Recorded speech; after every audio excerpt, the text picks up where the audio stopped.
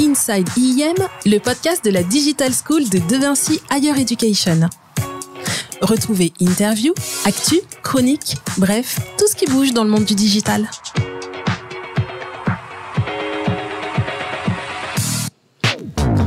Bonjour et bienvenue dans ce nouvel épisode de Inside IEM. Bonjour Médina. Bonjour Christophe, ça va ? Ça va super bien. Ça faisait trop longtemps en fait. Oui, ça nous a manqué, hein ? Ah ouais, complètement. En fait, les internautes commencent à prendre l'habitude de regarder, d'écouter, de poser des questions concernant le podcast. Ouais. Et c'est un rendez-vous qui plaît. Inside IEM, c'est l'école, hein, c'est ça. On essaye de raconter ce qu'on fait à l'intérieur, ce qui se passe à l'extérieur. Bref, un point de rendez-vous, de rencontre. Puisqu'on a déjà eu des invités. Le dernier épisode, on avait eu Vincent Marie. Intervenant. Là, on n'a pas d'invité, mais on va parler de pas mal de sujets. Oui, c'est l'actu qui s'invite dans cette émission, dans ce numéro. Et effectivement, entre la vie des étudiants et le marché, le business, l'activité comme marketing digital, eh bien, on reste connecté. Et cette fois-ci, on va faire un tour du côté des médias traditionnels, notamment du côté des télévisions, hein, c'est bien ça ? Eh oui, la télé n'est pas ringard. La télé n'a pas fini de parler d'elle, en fait. Bah oui, on disait le petit écran, il y avait le ciné qui était le grand rendez-vous jadis. Hein, c'est gentil, petit écran. Quand tu vois la taille des écrans aujourd'hui, OLED, LED et compagnie, ça prend tout le mur aujourd'hui. Mais c'est bien que t'en parles comme ça parce que c'est vrai que c'est une sacrée expérience la télé. C'est énorme, c'est la cheminée, c'est la cheminée animée, on va dire. Tu sais que c'est encore un média qui se consomme collectivement, c'est-à-dire qu'en fait il n'y a pas, souvent il y a une personne au minimum, au moins une personne devant la télé, mais il y a aussi c'est quelque chose que tu peux regarder en famille, tu vois. C'est toujours, même si les enfants ne regardent plus la télé. Tu vois. Les tout petits, quand on peut encore les obliger à s'asseoir devant un dessin animé. Je t'ai mis au défi de regarder Pimpin le cochon ou un truc comme ça pendant 3 heures. Je pense que tu vas mourir. Justement, ce qui est intéressant justement dans ce numéro, c'est qu'on est en train de vous faire plonger dans cet univers. Vous qui écoutez cette émission, oui, c'est vrai que la télé, ça nous embarque dans notre quotidien, dans notre vie réelle. Et puis il y a le petit écran, il y a le smartphone et il y a les plateformes. Qu'est-ce qu'on met dans la télé ? Qu'est-ce qu'on met sur le smartphone ? C'est un vaste sujet qui a été abordé par la SNP. Alors, qu'est-ce que c'est déjà la SNP ? La SMPTV. SMPTV. Oh là là, je vais y arriver. Les acronymes. Oui, les acronymes. Heureusement que t'es là. Bah oui. Alors, tu sais, pour la petite anecdote, parce que c'est toujours bien de raconter la petite histoire dans la grande histoire, mais moi, j'ai commencé, j'achetais de la télé. J'ai acheté de la télé, de la publicité en télévision. Et donc, c'est un média qui est passionnant, qui est génial pour ça, parce qu'en fait, c'est un média qui est très structuré. Et c'est vrai qu'avec l'arrivée du digital, au début, ils ont un peu perdu pied. Ça n'a pas été simple. Mais c'est vrai qu'on voit aujourd'hui un avenir plutôt intéressant, en tout cas une dynamique donnée par l'impulsion des GAFAM et compagnie. Mais on voit quelque chose de très intéressant se passer dans la mutation, dans la manière dont on va diffuser des contenus, des programmes. C'est juste parce que, alors il y a un sujet parce que, en fait, on a des générations différentes. Nos étudiants qui ont moins de 30 ans, grandissent avec le digital. La fameuse génération Z. La Z, ou exactement. Celle qui va arriver est pire que tout. Exactement. C'est un grand bouleversement. Les télés ont eu du mal à rentrer dans ce sujet-là, les radios aussi. Moi, j'ai travaillé au moment où les télés refusaient d'aller sur Internet. C'était pas du tout leur terrain de jeu. Moi, j'étais côté présentation, animation. Et toi, tu étais côté achat publicitaire, hein, c'est ce que tu expliquais quand tu dis. Donc, on était des deux côtés du marché du business. Mais tu sais, si on fait un parallèle avec le podcast, ça fait longtemps que ça existe. Oui. Mais en vraiment du podcast, ça n'a que quelques années où ça a vraiment complètement explosé, de par la mise à disposition des supports numériques, de par du streaming, l'arrivée de Spotify a aussi changé pas mal de choses là-dessus. Donc ça, c'est vrai que ça a changé. Et c'est vrai que sur la télé, les chaînes ont voulu garder un format qui fonctionnait super bien, qui était super rentable. Dans la production d'émissions, la publicité finissait les contenus et puis c'est comme ça que se sont créées plein d'émissions qui étaient plus ou moins intéressantes parfois, mais voilà. Et après, ça commençait à se déployer sur Internet, mais en forme de déclinaison, tu vois. Et le sujet, c'est comment est-ce qu'on fait, selon toi ? Alors, c'est vrai qu'avant d'aborder le sujet du marché, de la transformation de la télé, comment est-ce qu'on fait pour parler de la télé aux jeunes ? Parce que pour eux, c'est devenu un écran, je pense qu'ils ne décryptent pas tout type d'émissions, les programmes, les chaînes. C'est un peu obscur. Ça dépend. Qu'est-ce que tu en penses? Alors en fait, aujourd'hui, avec l'arrivée de la SVOD et de la VOD, qui existe depuis pas mal de temps aussi, effectivement, ça a été l'appropriation par ces générations. On va parler de la génération Netflix, tu vois, finalement. Oui. Avant même, il y avait celle de YouTube, mais YouTube, on consommait de user-generated content, des petits contenus. Là, l'arrivée de dire, je vais regarder une série sur Netflix ou je vais binger pendant toute la nuit sur toutes les séries pour me mettre... Donc ça a vraiment révolutionné. Ça fait prendre conscience qu'il y avait une audience. Et c'est super intéressant. Et c'est à ce moment-là où, à partir du moment où il y a l'audience, où les annonceurs ont commencé à se dire, s'il y a l'audience, ça m'intéresse, parce qu'il y a toujours un principe de plus il y a de gens qui regardent, plus ça va intéresser des annonceurs. Là, effectivement, ça peut créer un contenu. Donc, effectivement, ça a commencé comme ça, de manière générale. Et c'est vrai que les jeunes, aujourd'hui, ils sont sur Netflix. Et donc, ça oblige les chaînes historiques à se réinventer, mais surtout à suivre le mouvement de la SVOD, de la publicité. On voit bien avec l'arrivée de TF1+, qui s'est lancé en début d'année, qui a vraiment pris le tournant, qui commence à avoir des audiences assez significatives, puisque finalement c'est quand je veux, où je veux et avec qui je veux. En fait. Il est vrai que la télé a d'abord été donc diffusée sur des canaux traditionnels. Ensuite, il y a eu le satellite. On a oublié cette petite notion de satellite qui fait que ils ont diversifié, ils ont réussi à rayonner au niveau de la francophonie. Ça a apporté un autre business. Il y a des groupes, il y avait une chaîne, il y a un truc qui a complètement disparu. Il y avait CanalSat, mais il y avait aussi TPS. TPS, oui, j'ai eu les deux. Moi, j'ai connu TPS aussi. C'est un vieux daron. TPS, ce qui voulait dire télévision par satellite. Par satellite, oui. Et on faisait de la pub, même on faisait de la pub interactive. J'ai fait une des premières pubs Chrysler interactives sur TPS et sur CanalSat. C'était toi. Ouais, c'était moi, déjà. Et donc, c'est vrai que ce qui est intéressant sur cette expérience, peut-être, sait-on jamais, on y reviendra peut-être, mais au moment où on parle, on a des étudiants qui vivent en France, mais il y a aussi ceux de la francophonie qui continuent à vivre cette expérience satellitaire. Il y a encore une frange de la population française mineure, mais qui gardent encore le satellite. Ils payent le satellite, ils ont le boîtier, mais ils ne payent pas forcément d'abonnement aussi élevé ou aussi particulier. C'est vrai mais là-dessus, maintenant, avec les OTT, tu vois, l'Apple TV, la Chromecast, etc. Quand tu prends même des opérateurs comme SFR, ils ont décidé de laisser tomber la partie matérielle et confier ça à Chromecast. Et en fait, on regarde la télé par le canal numérique, Internet, que ce soit en ADSL ou en fibre aujourd'hui. Donc ça, c'est un vrai changement. Ça veut dire que le broadcasting, la vidéo, le contenu peut rentrer sur n'importe quel écran aujourd'hui avec une fluidité absolument remarquable. Et ça va peut-être redonner du sens pour répondre à ta question sur comment on va réintéresser les jeunes à la télé. On va plutôt réintéresser les jeunes au contenu. Tu vois, on va repasser des vieux films, des vieilles émissions, etc., qui vont être diffusées. Là, j'ai vu que l'INA avait mis à disposition, je crois, toutes les émissions de Thierry Ardisson, par exemple. Tu vois, c'est intéressant. Donc, on voit cette consommation à la demande, cette fragmentation, cette atomisation des offres, des besoins. Si j'ai envie de me faire l'émission, par exemple, L'île aux enfants, pour prendre un truc, tu vois, que nos jeunes n'écoutent pas, ne regarde pas, je peux le faire aujourd'hui. Justement, c'est intéressant ça. L'idée, c'est que aujourd'hui, on commence à avoir un lien entre les jeunes générations et les anciens. Maintenant, on peut le dire, parce que par exemple, TikTok prend des extraits d'émissions. Il y a des mèmes et ça donne envie de découvrir des émissions. Donc, la télévision est en train d'opérer une transformation. Je vais te poser une question analytique sur ce que tu en penses, sur ce que tu as pu lire sur Internet.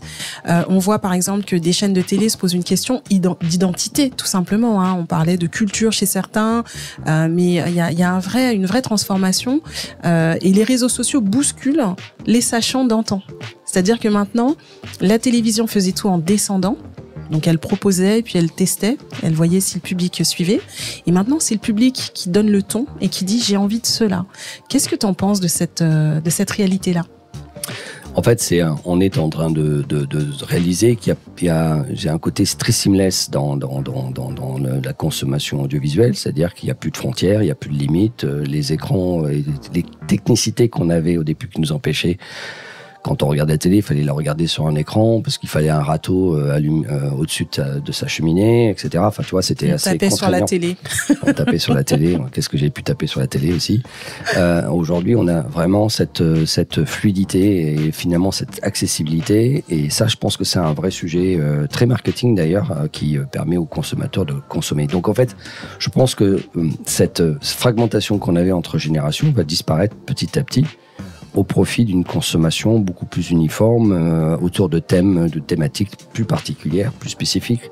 Peu importe le contenu, pourvu que tu le consommes sur ton téléphone. Aujourd'hui, tu peux regarder la télé sur ton téléphone, il n'y a aucun souci. Donc la télé, on va parler chaîne de télé, parce qu'on va distinguer la télé, l'objet. Ouais. On en a un peu parlé avec la diffusion, le broadcasting, le streaming, du contenu et des chaînes qui, elles, sont des diffuseurs, qui proposent des productions aussi. Donc les chaînes de télé se sont rassemblées pour parler de leur stratégie.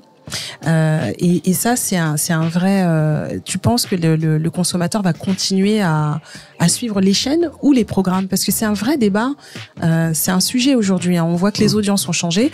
Par exemple, en 2023, les téléspectateurs restaient en moyenne 4h37 devant la télé. Les téléspectateurs français, c'était beaucoup plus il y a quelques années. Donc il y a une diminution du temps de visionnage au profit des plateformes. Donc, qu'en est-il aujourd'hui? Qu'est-ce que tu pourrais nous dire de ce qui se passe? En fait, c'est la plateformisation des chaînes de télé. C'est-à-dire, on a vu l'arrivée, c'était le 8 janvier de cette année, de TF1+, d'accord, qui rassemblait déjà plus de 4 millions, je crois, de vues. Donc, ça commence à être un certain succès. C'est assez paradoxal parce qu'avant, ils avaient créé Salto avec... et en fait, ça n'avait pas marché. Contexte, programme. Donc, en fait, le contenu est très important. Si tu alimentes pas le contenu, on voit bien, par exemple, un Disney+, un Netflix qui fait une surenchère absolument démentielle en termes de contenu, que ce soit série ou film ou reprise, d'accord, quitte à faire des reboots dans tous les sens. Ce qui est important, c'est d'alimenter, etc. Le téléspectateur ou le spectateur se lasse très facilement. Donc, content is king. Yes. On va dire ça aussi. On le disait en marketing, en com. On dit toujours. Je pense que ça l'est toujours. Hein. Ça, je pense que c'est gravé dans le marbre vitam aeternam. C'est-à-dire, c'est le contenu qui fera le truc.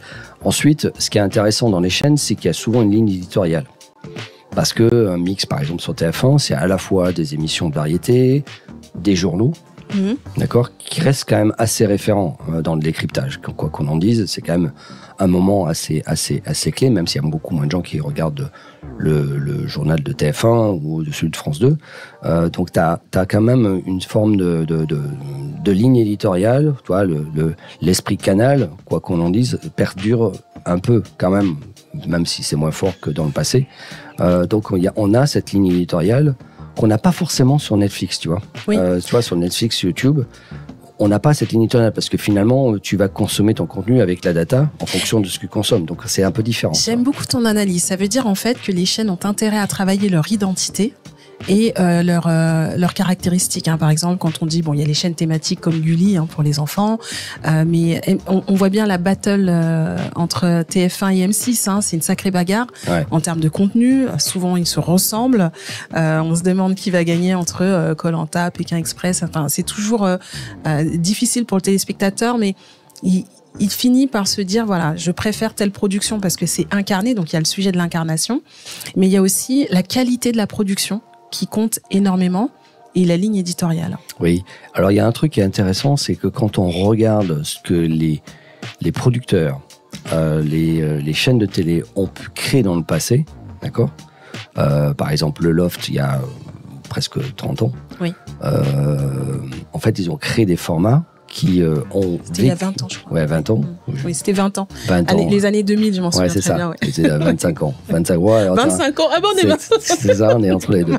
En fait, si tu veux, c'est intéressant de voir que en fait, ces concepts d'émissions se sont lancés, se sont expérimentés sur le digital, sont revenus dans le canal traditionnel, originel, pour ensuite se rediffuser par ailleurs, tu vois. Et en fait, on a toutes les émissions. En fait, quand tu regardes la longévité de le succès des émissions, tu parlais de Koh-Lanta, tu peux parler de Pékin Express, tu prends par exemple Top Chef. waouh, ça dure depuis super longtemps. Si ça dure depuis longtemps, ça veut dire qu'il y a un succès d'audience, tu vois. Alors ensuite, pas toutes les générations, mais n'empêche que, moi je crois, pour prendre un sujet que j'aime beaucoup sur l'art culinaire, par exemple, Top Chef a démocratisé la cuisine et à redonner du sens que l'on va retrouver, par exemple, sur Instagram, sur TikTok ou sur YouTube dans des émissions spécifiques, tu vois, par exemple. Cette analyse est hyper intéressante parce que ça révèle une chose. TF1 et M6 ont fait émerger des inconnus. On est passé de la télévision professionnelle qui parlait, et il y avait quelques télécrochets, à des émissions qui tournent vraiment autour des inconnus qui émergent. Ben regarde, par exemple, tu as un dernier exemple en date assez frais, c'est Danse avec les stars, dans lequel ils ont fait une version Twitch animée par des influenceurs, avec des influenceurs qui dansaient, avec des professionnels. Donc ils ont fait la version, je dirais, génération Z sur Twitch, et la version pour le daron, la daronne et tout ce qui s'ensuit. Donc tu vois en fait, non mais ça c'est intéressant. Oui. Je trouve que et c'est là en fait tu vas réconcilier plusieurs générations autour d'un contenu, regarder avec une vue différente, un prisme différent. Et ça, je trouve que ça a du sens aujourd'hui, voilà. Donc ça veut dire que nous, vis-à-vis de nos étudiants, puisqu'on est Inside IM, l'idée c'est de donner envie aux étudiants de décortiquer différemment ce qu'ils voient à la télé, parce c'est vrai qu'on a une génération de consommateurs et on a une vraie mission pédagogique pour les embarquer du côté de l'analyse. C'est vrai, et ça on le retrouve parce que dans l'évolution de nos programmes, par exemple, tu vois, ce qui est intéressant, c'est nous, ça fait quelques années qu'on travaille sur tout ce qui est programmatique, etc. On est sur des modèles type Advanced TV, donc regardez comment on achète aujourd'hui la publicité sur Internet en télévision, tu vois, d'une certaine manière. Ça, c'est quelque chose d'actif. Et puis, on voit bien, tu vois, depuis quelques années qu'on travaille ensemble, ce qui est intéressant, c'est de voir la mutation et l'engagement qu'on a sur l'audiovisuel. La création de ce podcast, la manière dont on tourne beaucoup plus, avec une appropriation de par les étudiants sur le fait de savoir faire ou de savoir participer à l'élaboration d'une émission, d'une série, etc. C'est enfin en ça où en fait on se retrouve dans cet écosystème-là. Et c'est vrai qu'on est assez intéressé à suivre le mouvement de près. Parce qu'on forme les futurs professionnels. Exactement. Donc, les professionnels qui nous écoutez, n'hésitez pas à venir, parce que vous avez des jeunes qui sont en demande. Et ce qui est bien, c'est que ça les sort de leur zone de confort. Il est clair que, comme ils le disent en tant que consommateurs, quand ils sont en télé, ils sont contraints. Et quand ils sont avec les plateformes, ils sont dans choisir. Toutefois, les lives, on prend le cas d'Hanouna, ça leur permet d'avoir de la surprise. Les informations, ça peut les intéresser, mais format court, chapeau à M6 pour les formats courts, parce que ça plaît énormément. La partie reportage, les chaînes de télévision essayent de raccrocher plutôt la génération un peu plus senior, et c'est un vrai casse-tête. Mais ça évolue, et puis on est sur le coup, on ne les lâche pas. Christophe, est-ce que tu aurais quelque chose à ajouter concernant la télévision, ce qui est ressorti de cette rencontre de la SMPTV, la SMPTV, d'abord ce syndicat général des chaînes de télévision. Donc en fait, eux, ils sont dans une logique dans la bataille contre les GAFAM. Donc ils voient bien que leurs concurrents, c'est pas forcément eux, entre eux, même si ça l'est encore. C'est aussi tout ce qu'il y a autour, des YouTube, des TikTok qui viennent prendre un peu du part d'audience, en quelque sorte. Donc voilà, leur plateformisation est une bonne chose. Donc ça va les obliger à travailler beaucoup plus le contenu. Là où ils peuvent faire des différences, c'est peut-être dans des productions exclusives. On le voit avec TF1, tu vois, pas mal. Il y a aussi le replay qui a fait x2 en quelques années. Le replay, tu sais que c'est un publicitairement parlant, ça a toujours été un format, depuis que ce format a été créé et inventé par M6, qui a toujours super bien marché, tu vois, et ça a été ce qu'ils appellent la vidéo online, qui a été un format qui fonctionnait super bien depuis très longtemps. Après, on arrive dans un système où on a besoin de réconcilier les audiences, tu vois, ça c'est le vrai enjeu. C'est le terme, on le garde celui-ci, réconcilier les audiences. Oui, c'est ça. C'est ton terme. C'est vraiment ça. Donc c'est là-dessus que Médiamétrie travaille.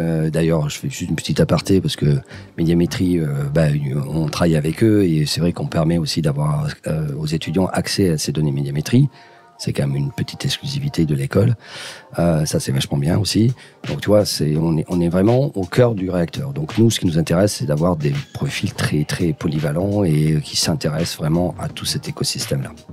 Parfait. Ben, on est dans le coup, comme on le disait en début d'émission.